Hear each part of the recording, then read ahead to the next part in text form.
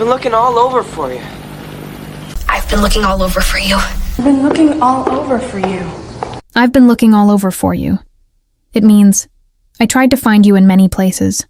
I looked everywhere for you. I've been looking all over for you.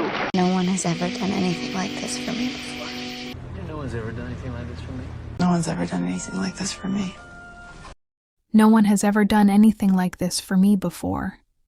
It means, nobody has done something so kind, special, or thoughtful for me in my life until now. No one's ever done anything like that for me. You are so full of yourself. Me? You are so full of yourself. You are so full of yourself. You are so full of yourself. It means, you think you are very special, very important, or better than other people. You are so full of yourself. No one has ever done anything like this for me before. No one's ever done anything like this for me. No one's ever done anything like this for me. No one has ever done anything like this for me before. It means, nobody has done something so kind, special, or thoughtful for me in my life until now. No one's ever done anything like that for me. That you're not going to live up to everybody's expectations. You don't have to live up to anybody's expectation. You don't have to live up to anybody else's expectations. It means, you don't need to become what other people want you to be. You can live your own life.